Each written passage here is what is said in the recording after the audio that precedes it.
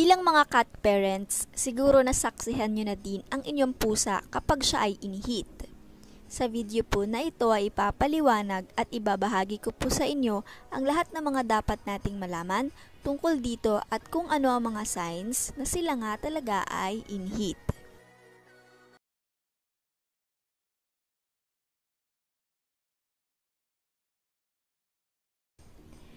Gaya sa ibang mga female mammals, ang mga pusa din ay dumadaan sa mga physical cycles na kung saan naghahanda sa kanilang katawan sa fertilization at panganganak.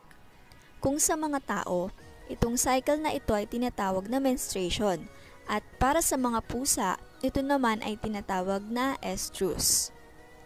Kapag ang mga pusa ay nasa ganitong stage, sinasabing sila ay inhit at ang kanilang hormones ay naghahanda na para sa intercourse at reproduction. Gaano ba katagal ang cycle na ito sa mga pusa? Ang mga pusa ay polyestrous. Ibig sabihin, ang heat cycles nila ay madalas mangyari. Ang kanilang cycle ay nagsisimula as early as 6 months old hanggang siya ay maging spayed na. Ang heat cycles nila ay tumatagal ng 4 hanggang 5 araw. At kapag hindi pa rin siya nabuntis during this cycle, uulit na naman siya pagkalipas ng 2 o 3 linggo. At kung sakali namang siya ay nabuntis, uulit at babalik ulit siya sa estrus cycle approximately 8 weeks pagkatapos niyang manganak o pagkatapos niya mag-nurse sa kanyang newborns.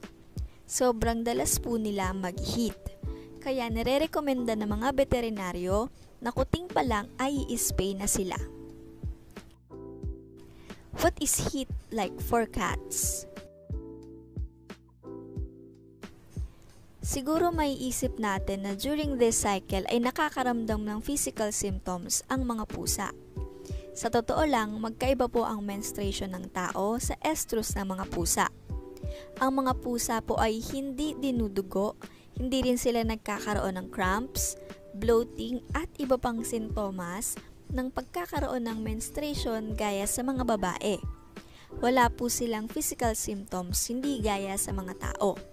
Pero kapag dinugo ang inyong pusa during this cycle, kontakin nyo na po ang inyong veterinaryo. Akala lang natin na sila ay nakakaranas ng pain during this cycle dahil sa kanilang meowing at howling.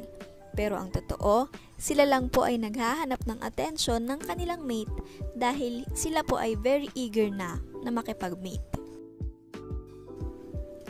Ano naman ang mga palatandaan na ang iyong pusa ay nasa estrus cycle? Bago ang lahat, kung sakaling ang iyong pusa ay na-spayed na, maaaring iba na din ang maging behavior niya during this cycle. Pero usually, sila ay more vocal than normal. Ito ay tinatawag din na calling. Sila ay kadalasang nagwi-wail, moan, o meow more than usual kapag siya ay inihit. Ang mga iyak niya din ay maaaring nakakabother na magiging dahilan ng hindi mo pagtulog sa gabi.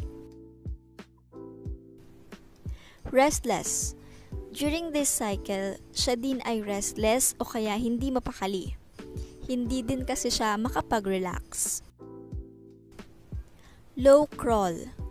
Isa pang sign na ang iyong pusa ay inihit kapag siya ay madalas mag-low crawl at mag-moan at the same time. Isa daw itong normal na behavior ng isang pusa na inhit. Extra affection.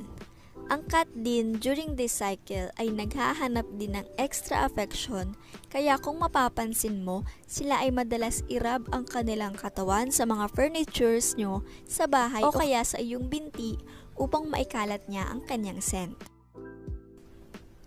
Excessive grooming. During this time, ang genital area ng pusang inhit ay namamaga at nagiging uncomfortable para sa kanila, kaya naman mas napapadalas na ang pag-groom nila sa area na ito. Wants to be outside.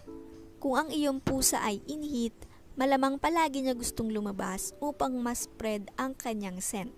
Sa pamamagitan nito, Umaasa siyang makahanap ng kanyang partner, mga cat owners, gaya na nga lang ng catnip, dahil sa calming effect nito sa mga pusa.